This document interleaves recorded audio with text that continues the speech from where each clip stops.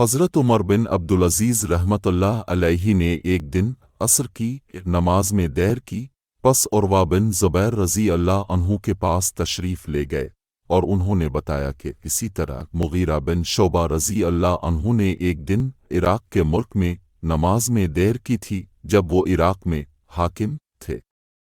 پس ابو مسعود انصاری عقبہ بن عمر ان کی خدمت میں گئے اور فرمایا، مغیرہ رضی اللہ عنہ، آخر یہ کیا بات ہے؟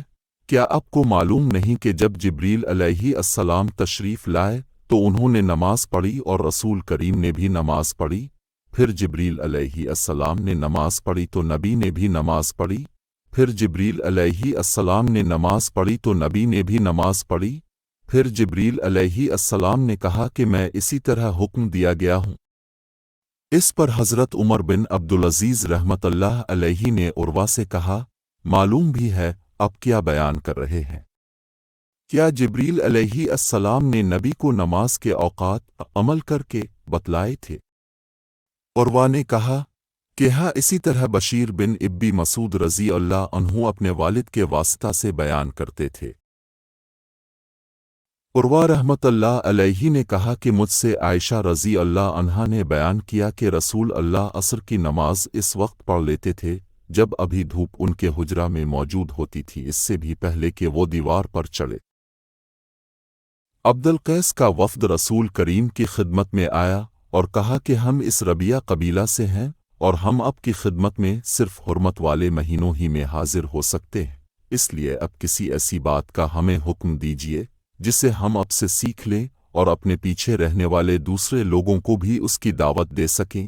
آپ نے فرمایا کہ میں تمہیں 4 چیزوں کا حکم دیتا ہوں اور 4 چیزوں سے روکتا ہوں، پہلے خدا پر ایمان لانے کا، پھر اپنے اس کی تفصیل بیان فرمائی کہ اس بات کی شہادت دینا کہ اللہ کے سوا کوئی معبود نہیں اور یہ کہ میں اللہ کا رسول ہوں، اور دوسرے نماز قائم کرنے کا، تیسرے زکوٰۃ دینے کا، اور چوتھے جو مال تمہیں غنیمت میں ملے اس میں سے 5واں حصہ ادا کرنے کا، اور تمہیں میں بڑی حنت، قصر اور نقیر کے استعمال سے روکتا ہوں۔ میں نے رسول اللہ کے دست مبارک پر نماز قائم کرنے، زکوٰۃ دینے اور ہر مسلمان کے ساتھ خیر خائی کرنے پر بیعت کی۔ ہم حضرت عمر رضی اللہ عنہ کی خدمت میں بیٹھے ہوئے تھے کہ آپ نے پوچھا کہ فتنہ سے متعلق رسول اللہ کی کوئی حدیث تم میں سے کسی کو یاد ہے؟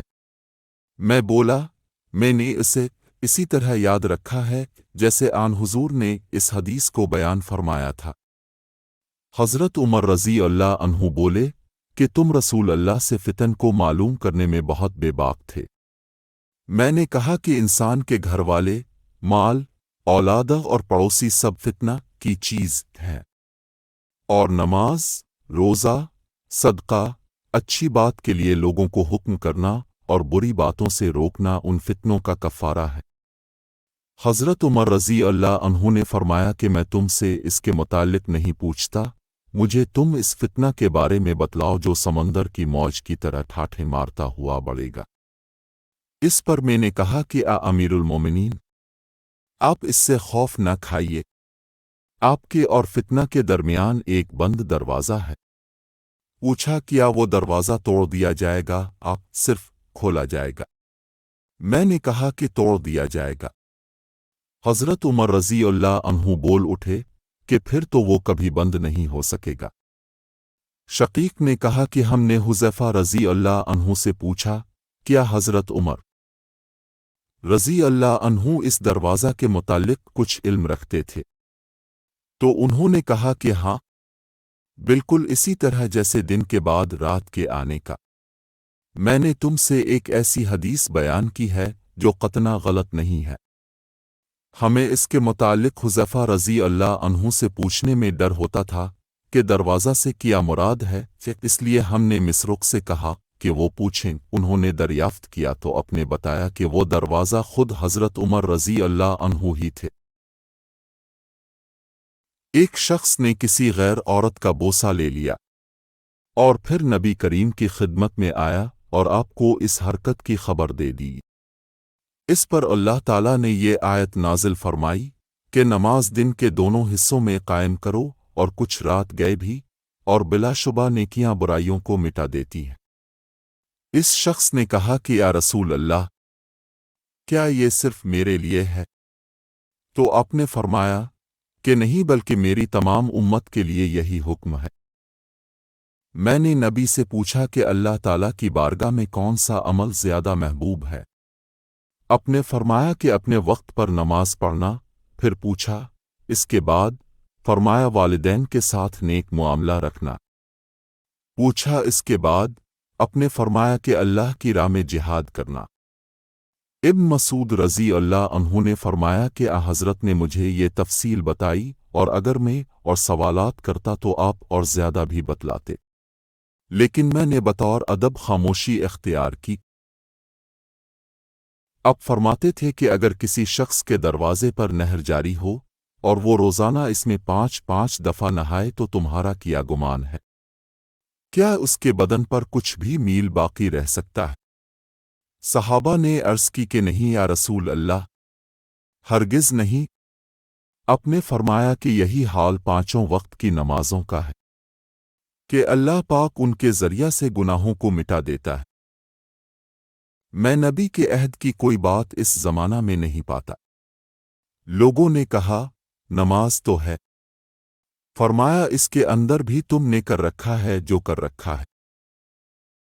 میں دمشق میں حضرت انس بن مالک رضی اللہ عنہ کی خدمت میں گیا۔ آپ اس وقت رو رہے تھے۔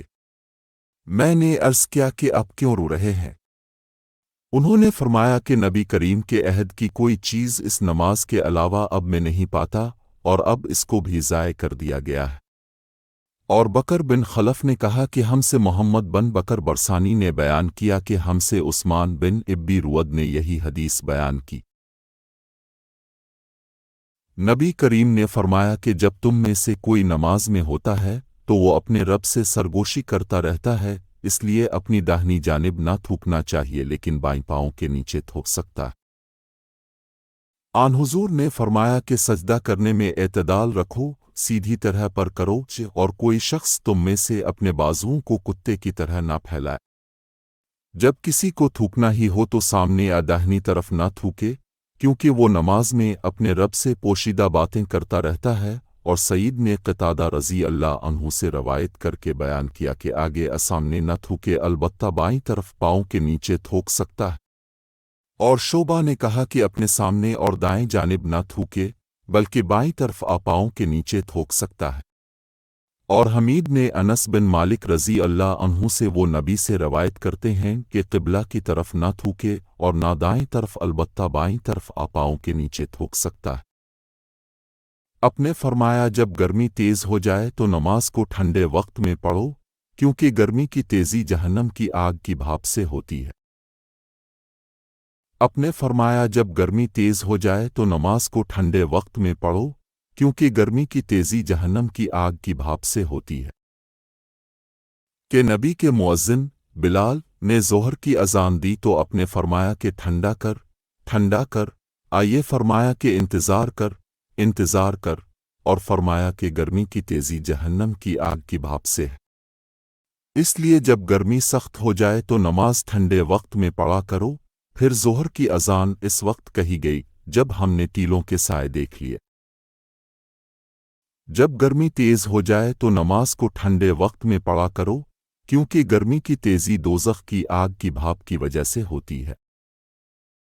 دوزخ نے اپنے رب سے شکایت کی کہ اے میرے رب، آگ کی شدت کی وجہ سے میرے بعض حصہ نے بعض حصہ کو کھا لیا ہے۔ اس پر اللہ تعالیٰ نے اسے 2 سانس لینے کی اجازت دی، ایک سانس جاڑے میں اور ایک سانس گرمی میں۔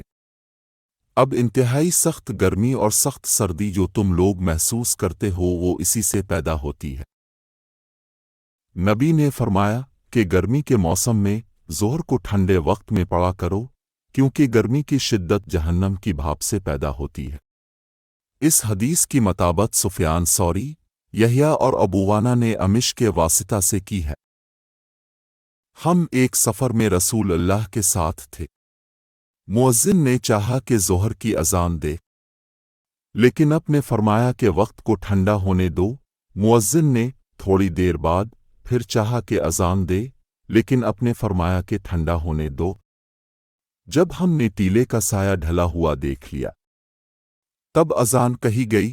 پھر نبی نے فرمایا کہ گرمی کی تیزی جہنم کی بھاپ کی تیزی سے ہے، اس لیے جب گرمی سخت ہو جایا کرے تو ظہر کی نماز ٹھنڈے وقت میں پڑھا کرو۔ ابن عباس رضی اللہ عنہما نے فرمایا غیتفو کا لفظ جو سورت نحل میں ہے کہ معنی تتم جھکنا مائل ہونا ہے۔ جب سورج ڈھلا تو نبی حجرہ سے باہر تشریف لائے اور ظہر کی نماز پڑھائی، پھر منبر پر تشریف لائے اور قیامت کا ذکر فرمایا، اور اپنے فرمایا کہ قیامت میں بڑے عظیم امور پیش آئیں گے۔ پھر اپنے فرمایا کہ اگر کسی کو کچھ پوچھنا ہو تو پوچھ لے، کیونکہ جب تک میں اس جگہ پر ہوں تم مجھ سے جو بھی پوچھو گے میں اس کا جواب ضرور دوں گا۔ لوگ بہت زیادہ رونے لگے، اب برابر فرماتے جاتے تھے کہ جو کچھ پوچھنا ہو پوچھو۔ عبداللہ بن حذافہ سہمی کھڑے ہوئے اور دریافت کیا کہ حضور میرے باپ کون ہیں؟ اپنے فرمایا کہ تمہارے باپ حذافہ تھے۔ اب بھی برابر فرما رہے تھے کہ پوچھو کیا پوچھتے ہو۔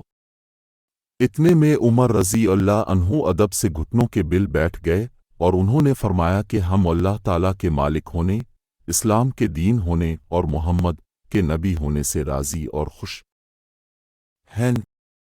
پس اس گستاخی سے ہم باز آتے ہیں کہ اب سے جا اور بیجا سوالات کریں۔ اس پر حضرت خاموش ہو گئے۔ پھر اپنے فرمایا کہ ابھی ابھی میرے سامنے جنت اور جہنم اس دیوار کے کونے میں پیش کی گئی تھی، پس میں نے نہ ایسی کوئی عمدہ چیز دیکھی جیسی جنت تھی اور نہ کوئی ایسی بری چیز دیکھی جیسی دوزخ تھی۔